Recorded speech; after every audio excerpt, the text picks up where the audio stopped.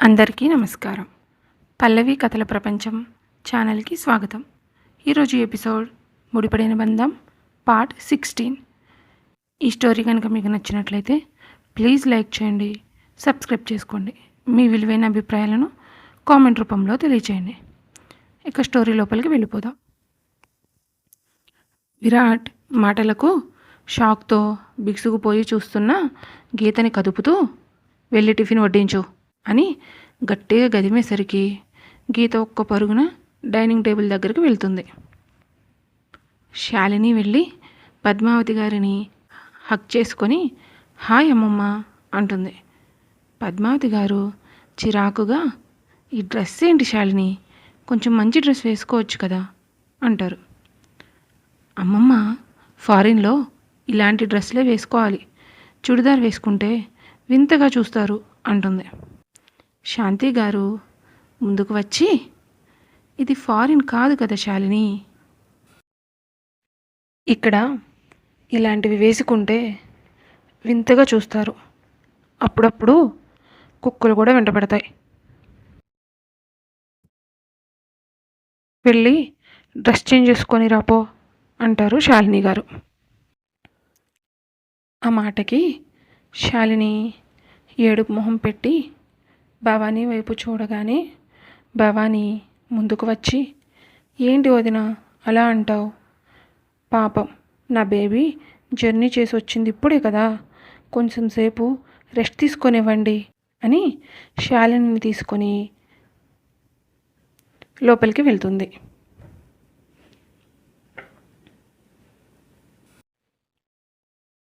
భవానీ శాలిని వైపు చూస్తూ చూసావా బేబీ, అది రాను రాను ఇంట్లో పాతుకుపోయేలా ఉంది, నువ్వేం చేస్తావో తెలీదు, దానిని బయటకు నెట్టి విరాట్ నిన్ను పెళ్లి చేసుకోవాలి, అలా జరగాలి అంటే ముందు విరాట్ నీ ప్రేమలో పడాలి, ఎలాగైనా చేసి విరాట్ని నీ వైపు తిప్పుకో, విరాట్ ఒక్కడు మన దారిలోకి వచ్చాడు అనుకో, మిగతా వాళ్ళని ఒక ఆట ఆడుకోవచ్చు, ఈ ప్యాలెస్కి నువ్వు రాణివవుతావు, ఈ ఆస్తి అంతా మన హ్యాండ్లోకి వస్తుంది అని అంటుంది భవానీ. శాలిని అది అంతా విని భావనని ఇష్టపడడం అంటే జరిగే పనేనమ్మో, భావని పెళ్లి చేసుకోవాలని ఎన్ని ప్రయత్నాలు చేసినా బావ లొంగలేదు, నా వైపు కన్నెత్తి కూడా చూడలేదు, అలాంటిది ఇప్పుడు నన్ను పెళ్లి చేసుకుంటానని ఎలా చెప్తాడనుకుంటున్నావు అని అడుగుతుంది. చెప్పడు విరాట్, తనంతట తాను చెప్పడు, చెప్పేలా మనం చెయ్యాలి, ఆ గీత కన్నా నువ్వే బెటర్ అని ప్రతిసారి ప్రూవ్ చేస్తూ ఉండాలి, ఏదో ఒకటి చేసి ఆ గీతను బయటకు నెట్టి విరాట్కి నువ్వే బెస్ట్ అని నిరూపించాలి, అప్పుడు మనం అనుకున్నది జరుగుతుంది, రేపటి నుండి భావని ఎలా నీ చుట్టూ తిప్పుకోవాలో అది ఆలోచించు బేబీ అంటుంది. సరే నువ్వు రెస్ట్ తీసుకో, నేను మళ్ళీ బయట ఏం చేస్తున్నారో చూస్తాను అని భవానీ వెళ్ళిపోతుంది. శాలిని డోర్ క్లోజ్ చేసుకొని ఇంకా ఇంట్లో ఉన్నంతకాలం నటించలేక చావాలి, అదే ఫారిన్లో ఉంటే నాకు నచ్చినట్టు బతికేదాన్ని అనుకుంటూ ఫ్రెష్ అవ్వడానికి వెళ్తుంది.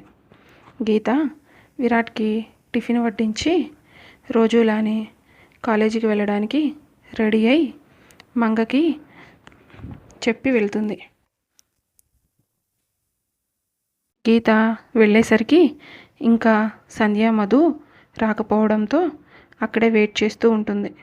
లావణ్య అక్కడికి వచ్చి హాయ్ అక్క అని విష్ చేయడంతో గీత కూడా లావణ్యని విష్ చేసి ఇద్దరూ కలిసి లోపలికి వెళ్తారు. గీత లావణ్య వైపు చూస్తూ ఎలా ఉందిరా కాలేజ్ అని అడుగుతుంది. లావణ్య అమాయకంగా ఏమో అక్క, ఇంకా భయంగానే ఉంది, అందరూ చాలా ఫాస్ట్గా ఉన్నారు, నేనేమో చిన్నప్పటి నుంచి ఊళ్ళో పెరగడం వల్ల ఇక్కడ అడ్జస్ట్ కావడానికి కష్టంగానే ఉంది అంటుంది. గీత అదంతా విని ఏం భయపడకు, పోను పోను నీకే అలవాటైపోతుంది, ఇవన్నీ వదిలేసి బాగా చదువుకో, నీకేమైనా డౌట్స్ ఉంటే నన్ను కానీ మధుని కానీ అడుగు అని అక్కడి నుంచి తన క్లాస్ రూమ్కి వెళ్తుంది. ఇంకా ఎవరూ రాకపోవడంతో క్లాస్ అంతా ఖాళీగా ఉంటుంది. గీత వెళ్ళి తన ప్లేస్లో కూర్చొని ఆలోచిస్తూ ఉంటుంది. అప్పుడే వస్తున్న రవి గీత ఒంటరిగా కనిపించడంతో, ఎప్పటి నుంచి ఎదురు చూస్తున్నాను రా, ఇది ఒంటరిగా దొరుకుతుందా అని, ఇప్పుడు దొరికింది అని అనుకుంటూ గీత ఎదురుగా కూర్చొని, ఏంటి గీత ఒంటరిగా ఒక్కదానివే ఉన్నావు, నీకు బోర్ కొట్టకుండా కంపెనీ ఇవ్వనా, ఒక్కసారి నా కంపెనీ అలవాటైతే నీకు అసలు బోర్ కొట్టనివ్వను అని వంకరగా మాట్లాడతాడు. గీతకి వాడి ఉద్దేశం అర్థమై కోపంగా, మౌనంగా ఉన్నాను కదా అని నోటికొచ్చిందల్లా వాగకు, రేపు మాట్లాడడానికి నోట్లో నాలుగుండదు, అసలే పొద్దున్న నుంచి మంచి తిక్కలో ఉన్నా, నన్ను రెచ్చగొట్టకుండా ఇక్కడి నుంచి పో, లేదంటే చస్తావు అంటుంది. రవి గట్టిగా నవ్వుతూ, ఏంటి నువ్వు నన్ను కొడతావా, నేను ఎలా ఉన్నానో చూసావా, నా వెనక ఎంతమంది ఉన్నారో చూసావా, నువ్వు ఒక్కదానివి, మేము నలుగురు ఉన్నాం, మా నాన్న ఎవరో తెలుసా నీకు, ఎమ్మెల్యే కొడుకుని, ఇప్పుడే ఇక్కడే నిన్ను ఏం చేసినా నన్ను ఎవ్వడేం చేయలేడు అని గీత దగ్గరకు వెళ్ళి చెయ్యి వెయ్యిపోయేసరికి గీతలో ఉన్న సహనం చచ్చిపోయి వాడి చెయ్యి పట్టుకొని గట్టిగా వెనక్కి తిప్పేసరికి అది ములక్కాడు విరిగినట్టు విరిగిపోతుంది. అది చూసిన ఒకడు ముందుకు రాగానే వాడి కడుపులో ఒక పంచి ఇచ్చేసరికి వాడు వెళ్ళి బోర్డు దగ్గర పడతాడు. అది చూసిన మిగతా ఇద్దరు, అక్క కాస్త చూసుకొని కొట్టు, తగలరాని చోట తగిలితే బిడ్డ దేనికి పనికి రాకుండా పోతాడు, అక్క కాస్త శాంతించే, ఇంకా కొట్టావనుకో ఇక్కడే సచ్చేలా ఉన్నారు, నువ్వు పర్మిషన్ ఇస్తే వాళ్ళని హాస్పిటల్ తీసుకొని పోతావు అంటాడు. అప్పుడే అక్కడికి వచ్చిన సంధ్య మధు కంగారుగా గీత దగ్గరికి వచ్చి ఏమైంది అని అడుగుతారు. పక్కనున్న ఇద్దరు, అక్కకేమవుతుంది అక్క, అక్క జోలికి వచ్చిన వాళ్ళకి కదా చావు కన్ఫర్మ్ అవుతుంది అని పక్కనే పడి ఉన్న రవిని అతడి ఫ్రెండ్ని తీసుకొని హాస్పిటల్కి వెళ్తారు. మధు గీత దగ్గరికి వచ్చి ఏం జరిగిందే, ఎందుకు వాళ్ళని కొట్టావు అని అడుగుతుంది. గీత చాలా సింపుల్గా, వాడు నోరు అదుపు తప్పింది, అది సరిచేయడానికి నా చెయ్యి వాడాల్సి వచ్చింది అని చాలా నార్మల్గా చెప్తుంది. సంధ్య కంగారుగా, ఉసై వాడు ఎమ్మెల్యే కొడుకే, ఉన్న సమస్యలు చాలా అన్నట్టు ఇంకా కొత్త విందుకు తెచ్చిపెట్టుకుంటున్నావు అని అడుగుతుంది. గీత వెళ్ళి బెంచ్ మీద కూర్చొని, వాడే వచ్చి నన్ను కదికాడు, అయినా కామ్గానే ఉన్నా, నా బాబు ఎమ్మెల్యే అని నన్ను అడిగేటోడే లేడు అని, ఇప్పుడు నేనేమైనా చేస్తా అని ముట్టుకోపోయాడు, అందుకే ముట్టుకోపోయిన చెయ్యిని ఇరిపేశా అని చాలా సింపుల్గా చెప్తుంది. అది విన్న ఇద్దరు షాక్తో అలాగే బిగుసుకుపోతారు. అది చూసిన గీత, చూసింది చాలే కానీ వచ్చి కూర్చోండి అని లాగి బెంచ్ మీద కూర్చోబెడుతుంది. మధు గీత వైపు చూస్తూ, మేము రావడం కాస్త లేట్ అయితే ఇంత విధ్వంసం సృష్టించావే తల్లి అని అంటుంది. అవును, మా అన్నయ్య నిన్ను ఇంట్లో పని మనిషిని చేశాడుగా, మరి విరాట్ మీద కోపం లేదా అని అడుగుతుంది. గీత మధు వైపు తిరిగి, మీ అన్నయ్యకి వాడికి కంపేర్ చేస్తున్నావా అని అడుగుతుంది. మధు అయోమయంగా చూస్తూ, అలా కాదు, విరాట్ అన్నయ్య మీద ఎందుకు కోపం రావడం లేదు, తాళి కట్టిన భర్త అని ఆలోచిస్తున్నావా, లేక నిజంగానే మా అన్నయ్యని ప్రేమించావా అని అడుగుతుంది.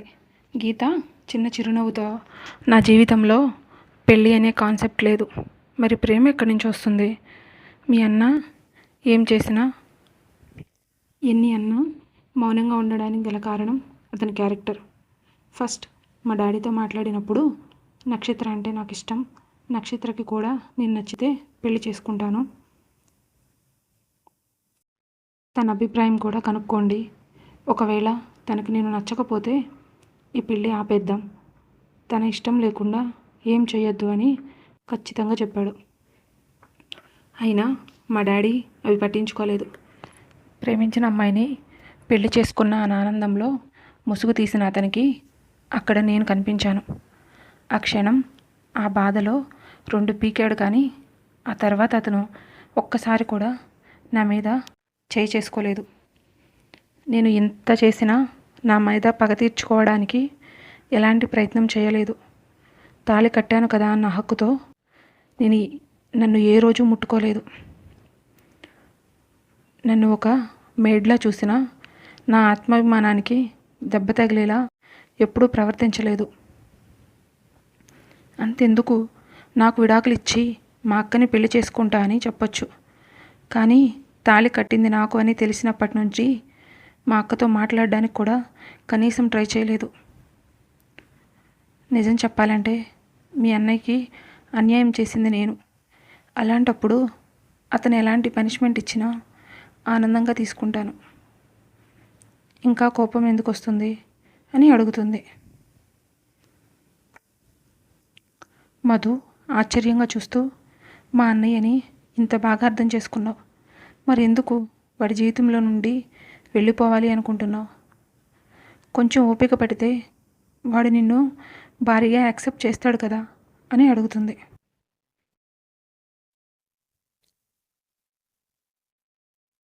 గీత చిన్న చిరునవ్వుతో, మీ అన్నయ్య మీ ఫ్యామిలీ చాలా మంచివాళ్ళు.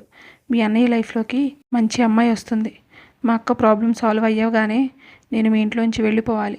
పిచ్చి ఆలోచనలు మానేసి కామ్గా ఉండు, సార్ వచ్చే టైం అవుతుంది అని అంటుంది. విరాట్ టిఫిన్ తినేసి అక్కడే ఉండే భవానీ శాలిని ఓవర్ యాక్షన్ చూడలేక తన రూమ్కి వెళ్ళి గీత వేసిన ప్రాజెక్టు డ్రాయింగ్ పట్టుకొని ఆలోచిస్తూ అర్జున్కి కాల్ చేస్తాడు. అర్జున్ కాల్ లిఫ్ట్ చేసి నిద్రమత్తుతో హలో అంటాడు. అది విన్న విరాట్, రే టైం 9 అవుతుంది, ఇంకా లెగలేదా నువ్వు అని అడుగుతాడు. అర్జున్ లేచి కూర్చొని, ఈరోజు హాలిడే కదురా బావా, అందుకే పడుకున్నా. అయినా ఇంత పొద్దున్నే కాల్ చేసావేంటి, ఏమైనా అర్జెంటా అని అడుగుతాడు. ఒక 1/2 అవర్లో మా ఇంటికి రా అని చెప్పి కాల్ కట్ చేస్తాడు విరాట్. అర్జున్ అసహనంగా, వీడు చెప్పడమే కానీ మనం చెప్పేది వినడు అనుకుంటూ లేచి ఫ్రెష్ అయ్యి విరాట్ ఇంటికి స్టార్ట్ అవుతాడు. విరాట్ చెప్పినట్టుగానే అర్జున్ ఒక అరగంటలో వాళ్ళ ఇంటికి వచ్చి హాల్లో కూర్చుని ఉన్న పద్మావతి గారి కాళ్లకు నమస్కరించి, ఎలా ఉన్నారు బామ్మ అని అడుగుతాడు. రఘుపతి గారు అర్జున్ని చూస్తూ, ఏంటి అర్జున్ ఈ మధ్య ఇంటికి రావడం మానేశావు అని అడుగుతారు. అదేం లేదు అంకుల్, మీకు తెలిసిందేగా, ఆఫీస్లో వర్క్ సరిపోతుంది. విరాట్ ఏదో వర్క్ ఉంది అని రమ్మన్నాడు అని చెప్పి పైన విరాట్ రూమ్కి వెళ్తాడు. అర్జున్ లోపలికి వెళ్ళి, ఏంట్రా ఇంత అర్జెంటుగా రమ్మన్నావు, ఏదైనా సీరియస్సా అని అడుగుతాడు. విరాట్ అర్జున్ చేతిలో గీత గీసిన డ్రాయింగ్ పెట్టి చూడు అంటాడు. అర్జున్ అది ఓపెన్ చేసి చూసి ఆశ్చర్యంతో, ఎవరు గీశారా బావా అని అడుగుతాడు. కొంచెం ప్లేస్ కూడా వదలకుండా బిల్డింగ్ ప్లాన్ చాలా బాగా వేశారు అంటాడు. విరాట్ ఏదో ఆలోచిస్తూ, అవునరా చాలా బాగుంది, ఎక్స్ప్లెయిన్ చేస్తుంటే ఏదో ప్రొఫెషనల్ ఇంజనీర్ చెప్పినంత క్లియర్గా ఉంది అంటాడు. నేనే ఒక నిమిషం అలాగే ఉండిపోయాను అని అంటాడు విరాట్. ఇంతకీ ఇది గీసింది ఎవర్రా అని అడుగుతాడు. అర్జున్ విరాట్ వైపు తిరిగి, గీత, తనకి రాత్రి 10 o'clockకి ఈ ప్రాజెక్టుకి సంబంధించిన డ్రాయింగ్ గీయమని పనిష్మెంట్ ఇచ్చాను. మార్నింగ్ 6 కల్లా డ్రాయింగ్ తెచ్చి నా చేతిలో పెట్టింది. అది కూడా ఇంత నీట్గా, ఎవరి హెల్ప్ అయినా తీసుకుందేమో అని సీసీ కెమెరా అన్నీ చెక్ చేశాను. తను బయటికి రావడం కానీ తన రూమ్లోకి ఎవరు వెళ్ళడం కానీ చూడలేదు. రాత్రంతా నిద్ర మానుకొని వేసినట్టుంది అంటాడు. అర్జున్, పాపం రా, తను మరీ టార్చర్ చేస్తున్నావు విరాట్ అంటాడు. విరాట్ అర్జున్ని ఒక చూపు చూసి, ముందు వెళ్ళి మీటింగ్కి అరేంజ్ చేయి, అందరూ ఓకే అంటే ఈ ప్లాన్ కన్ఫర్మ్ చేద్దాం అంటాడు. అరే మీటింగ్ పెడితే ఇది ఎక్స్ప్లెయిన్ చేయడానికి గీత రావాలి అంటాడు అర్జున్. అది నాకు తెలుసు, మీటింగ్ 2 తర్వాత షెడ్యూల్ చేయి, ఈలోపు కాలేజ్ అయిపోతుంది, తనని తీసుకొని ఆఫీస్కి వెళ్దాం అంటాడు. అర్జున్ ఓకే అని చెప్పి తన ఫోన్ తీసుకొని ఆఫ్టర్నూన్ 3కి మీటింగ్ ఉందని అందరికీ ఇన్ఫామ్ చేసి లోపలికి వచ్చి విరాట్ పక్కన కూర్చుంటాడు. వాళ్ళిద్దరూ ఆఫ్టర్నూన్ వరకు వర్క్ గురించి డిస్కషన్ చేసుకొని 12:30 అవడంతో లంచ్ తినడం కోసం కిందకి వస్తారు. వీళ్ళిద్దరూ కిందకి రావడం చూసిన రఘుపతి గారు, ఏంటి అర్జున్, హాలిడే రోజు కూడా వదలకుండా మీటింగ్ పెట్టావు అంటారు. అర్జున్ నవ్వుతూ, నా అదేముంది అంకల్, అదిగో ఆ కృష్ణ భగవానుడు ఏది చెప్తే అది చేయడమే అని డ్రామాటిక్గా అంటాడు. అది విన్న విరాట్, రే నోరు మూసుకొని రారా అంటాడు. నువ్వు అంత మర్యాదగా పిలిస్తే నేను రాకుండా ఎందుకుంటా బావా, వస్తున్నా అని విరాట్ పక్కకు వెళ్ళి కూర్చుంటాడు. అర్జున్, ఈరోజు కథ ఇంతటితో ముగిసింది. మరలా రేపటి ఎపిసోడ్తో కలుసుకుందాం. మీకు కనుక వీడియో నచ్చినట్టయితే ప్లీజ్ లైక్ చేయండి, సబ్స్క్రైబ్ చేసుకోండి. చాలామంది చూస్తున్నారు కానీ సబ్స్క్రైబ్ చేసుకోవట్లేదండి. ప్లీజ్ మీకు కనుక నచ్చితే ఖచ్చితంగా సబ్స్క్రైబ్ చేసుకోండి అండ్ మీ విలువైన అభిప్రాయాలను కామెంట్ రూపంలో తెలియచేయండి. Thank you so much for watching.